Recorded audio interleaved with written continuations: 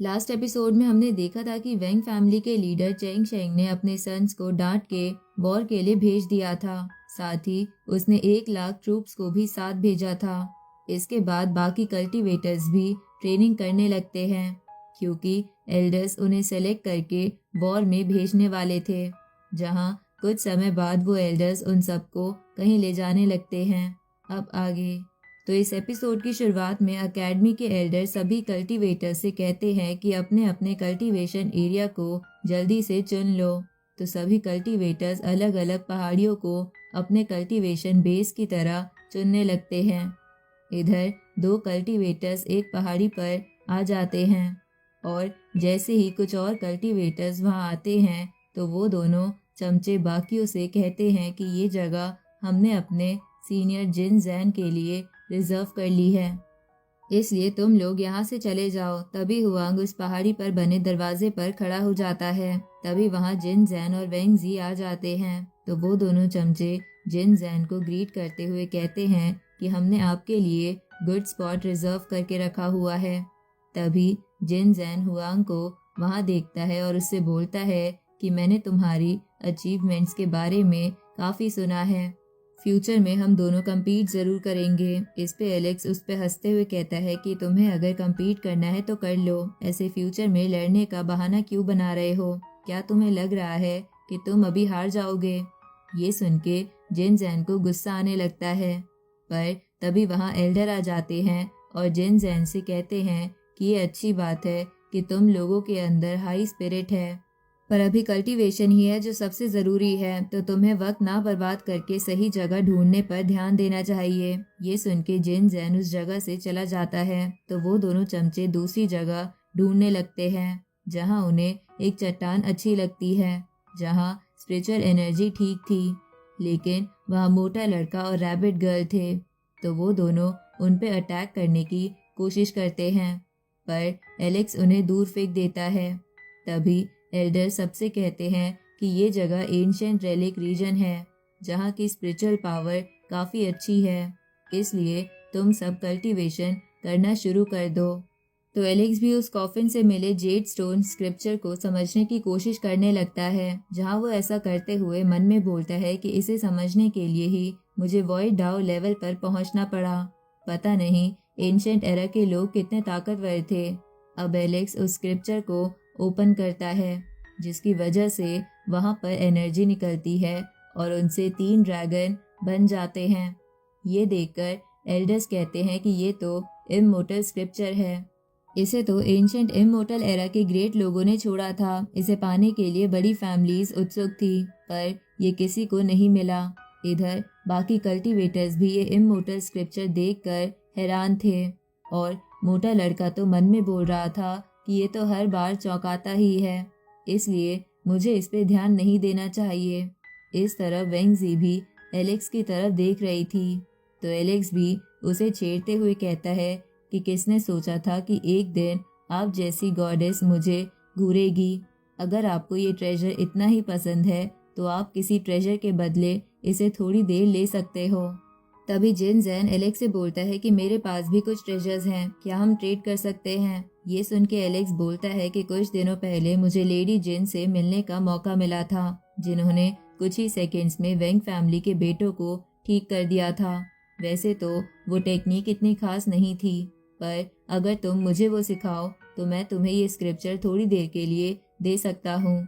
ये सुन के जिन जैन को गुस्सा आने लगता है, क्योंकि एलेक्स उसके क्लैन की एंशिएंट टेक्निक का मजाक उड़ा रहा था, इसलिए वो एलेक्स पर अटैक करने के लिए तैयारी करने लगता है।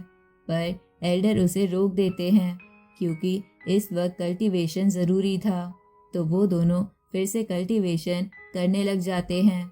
इस तरफ एलेक्स कल्टीवेशन करते वक्त मन में बोलता है कि मैं काफ़ी लंबे समय तक कंफ्यूज था कि आखिर ऑर्थोडॉक्स, डेमोनिक और इमोर्टल सीड में आखिर डिफरेंस क्या होता है, पर फिर भी सबको सीड कहते हैं।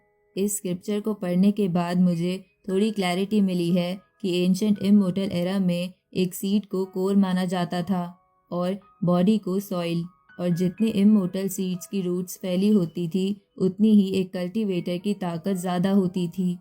इसलिए मुझे भी खुद की बॉडी से बने सीड को स्ट्रांग बनाना होगा, पर शायद इस स्क्रिप्चर की मदद से मुझे इसमें मदद मिले, वरना अगर मैं बिना कुछ जाने ट्राई करता तो पता नहीं मेरे साथ क्या हो जाता। इधर बाकी कल्टीवेटर्स भी पूरी तैयारी कर रहे थे।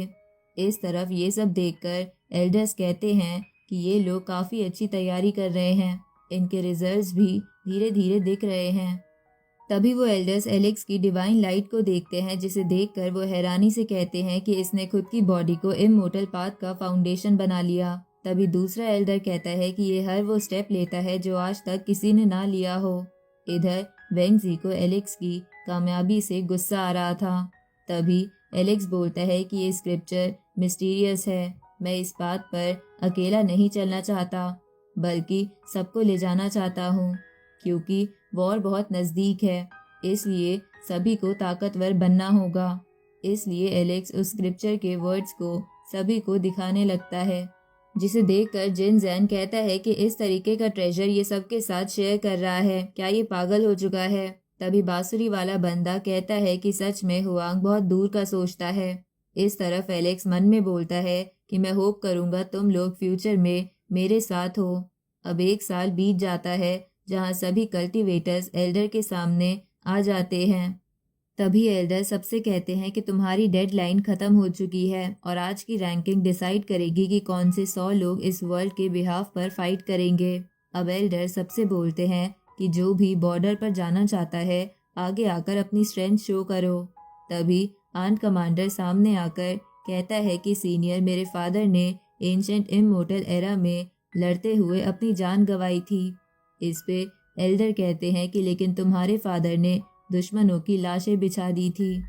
इस पे आर्ट कमांडर कहता है कि मैं भी उनकी तरह बनके उस बैटल में दुश्मनों की लाशें बिछाना चाहता हूँ और यही मेरा मकसद है। तभी दूसरा कल्टीवेटर कहता है कि मैंने सुना है कि एंशंट इमोर्टल वॉर में एक इमोर्टल किंग धोखेबाजों की वजह से मरा था। इस पे एल्डर कहते हैं कि वो एक नहीं बल्कि 2 थे, इमोर्टल किंग वुजहोंग और immortal king of 6 path of reincarnation, जो एंशिएंट इमोर्टल वॉर में अनडिफीटेड थे, पर गूक्लैंड ने अपनी धोखेबाजी से उन्हें मरवा दिया। इस पे वो कल्टीवेटर कहता है कि हाँ, बस उन इमोर्टल्स का बदला लेना ही मेरा मकसद है। तभी जिन जैन कहता है कि मेरा मकसद है लॉर्ड वुजहोंग के रास्ते पर चलना, जिन्होंने सुप्रीम आर्ट को कल्टीवेट करा था, जिससे एक वर्ल्ड पर राज किया जा सकता है। तभी 10 स्वॉर्ड किंग कहता है कि तुम्हारी सोच बहुत छोटी है, जब वॉर में ये वर्ल्ड ही नहीं रहेगा तो तुम राज किस पे करोगे। इसलिए मेरा मकसद है दुश्मनों के वर्ल्ड को सप्रेस करना। तभी डेविड कहता है कि मेरा मकसद है कि दुश्मनों को मेरी डबल प्यूपिल आई से ख़त्म करना। तभी चेस बोलता है कि हालांकि मैं अपने ब्रदर से ज़्यादा ताकतवर नहीं हूँ, पर मेरा मकसद है अपनी फैमिली को प्रोटेक्ट करना। तभी मोटा लड़का कहता है कि एंशिएंट इमोर्टल वॉर में कई लोगों की कब्रें खुदी हैं और मेरे मास्टर ने कहा था कि मैं भी एक अच्छे मकसद के लिए शहीद होऊंगा। उसी वक्त रैबिट गर्ल भी कहती है कि जहाँ पर मोटा लड़का और एलेक्स जाएंगे वहाँ तो मैं जाऊंगी ही। उसी वक्त जिन जैन का चमचा कहता है कि हुआंग 1 साल पहले तो बहुत उछल रहा था, अब स्ट्रेंथ शो करने की बारी आई तो वो डर के भाग गया। तभी आसमान में बहुत तेज रोशनी चमकती है, जिसके बीच से एलेक्स बाहर आता है। साथ ही उसके क्लोथ्स भी थोड़े गोल्डन हो गए थे, जिसे देखकर एल्डर्स कहते हैं कि इसने तो फिर से ट्रांसफॉर्मेशन कर लिया।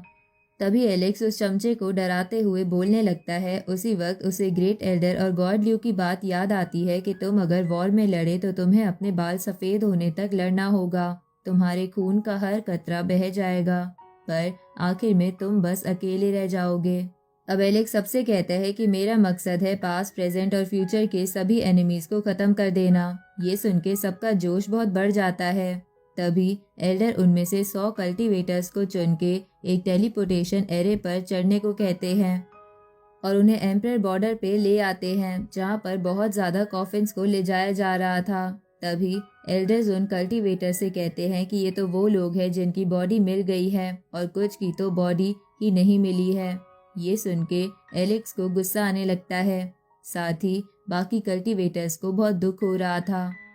तभी एलेक्स वहाँ एक बड़े से ट्री को देखता है और वो उसके बारे में एक एल्डर से पूछता है, जो उसे बताते हैं कि ये एक एंसेस्टर का बॉडी का पार्ट है जो एंशिएंट एरा में से सबसे स्ट्रॉन्गेस्ट थी और ग्रेटेस्ट इमोर्टल ट्री थी जो वॉर में मारी गई। और इस ट्री पर दिख रही लाइटनिंग फॉरेन डोमेन की ताकत है। ये सुन के एलेक्स को गॉड लियो की याद आने लगती है। तभी वो एल्डर कहता है कि ऐसी कहानियां हैं कि उन्होंने अकेले ही दूसरे वर्ल्ड में घुस के तबाही मचा दी थी और डीमन गॉड्स को डरा दिया था। लेकिन एंशिएंट वॉर्स के खत्म होते होते वो या तो मर गई या कहीं चली गई। लेकिन लोग कहते हैं कि उन्होंने अपने एक सिपाही को यहाँ छोड़ दिया और वो फ्यूचर में जरूर लौटेंगी। ये सब कुछ एलेक्स को गॉड ल्यू की कहानी लग रही थी। तभी एल्डर सबसे कहते हैं कि हम थोड़ी देर में निकलेंगे, इसलिए सभी अपनी अपनी फैमिली के लोगों से मिल लो। तो वहाँ अलग अलग फैमिली के लोग अपने जीनियस से मिलने आने लगते हैं। तभी मोटा लड़का कहता है कि लगता है मेरे मास्टर कहीं सो रहे होंगे। इधर वेंग फैमिली का एक एंसेस्टर आता है और वेंग जी के पास जाता है। तो वेंग जी अपने एंसेस्टर को ग्रीट करती है। तभी वो एंसेस्टर जिन जैन से कहता है कि तुम सच में बहुत ताकतवर हो। हमने वेंग जी का हाथ तुम्हें देकर काफ़ी अच्छा किया है।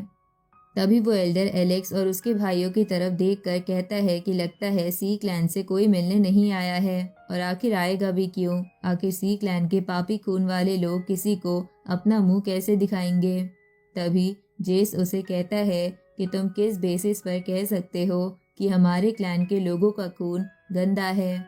इस पे वो एंसेस्टर कहता है कि जो चीज़ प्रूव हो चुकी है उसे दोबारा प्रूव करने की ज़रूरत नहीं है। तुम्हारे क्लैन ने पास्ट में ऐसे ऐसे काम करे हैं जिसे माफ़ नहीं करा जा सकता। तभी एलेक्स जेस को बोलता है कि तुम इससे क्यों बात कर रहे हो, पता नहीं ये वेंग फैमिली से है जिनके खुद के लीडर ने इन्हें धमकाकर वॉर पर लड़ने के लिए भेजा है। तभी डेविड भी उस एंसेस्टर का मजाक उड़ाते हुए कहता है कि तुम दूसरों का मजाक उड़ाने वाले कौन होते हो। इस पे वो एंसेस्टर गुस्से में बोलता है कि तुम क्या नॉनसेंस बात कर रहे हो, सभी को तुम्हारे क्लैन के कारनामे पता है। तभी एक जिन फैमिली का पर्सन भी उसका साथ देने लगता है। उसी वक्त एक और पर्सन बोलता है कि तुम जैसे लोगों को तो पहले ही खत्म कर देना चाहिए था। ये सुन के एलेक्स को गुस्सा आने लगता है। तो वो एल्डर कहता है कि तुम कुछ फॉरेन वर्ल्ड के डीमंस को हरा के जीनियस बन रहे हो, तुम्हें मैं अच्छे से सबक सिखा सकता हूँ। तुम्हें अगर मेरी बातों से इतनी ही चिढ़ मच रही है तो अपने सर नेम को बदल लो। तभी जेस को भी गुस्सा आने लगता है। उसी वक्त मोटा लड़का उससे कहता है कि इन लोगों को कहने दो जो कह रहे हैं, मैं भी अपनी फैमिली के इतना क्लोज नहीं हूँ जिसकी वजह से कोई भी मुझे वेलकम नहीं करता। तभी वो एंसेस्टर बोलता है कि तुम लोगों को कोई वेलकम नहीं करेगा, ऊपर से ग्रेट एल्डर मेंग तियान जेंग भी वॉर में बिजी हैं, तो तुमसे कोई मिलने नहीं आएगा। तभी वहाँ एक लड़की आते हुए कहती है कि मैं करूँगी इन्हें वेलकम। अब इसी के साथ ये एपिसोड यहीं ख़त्म होता है।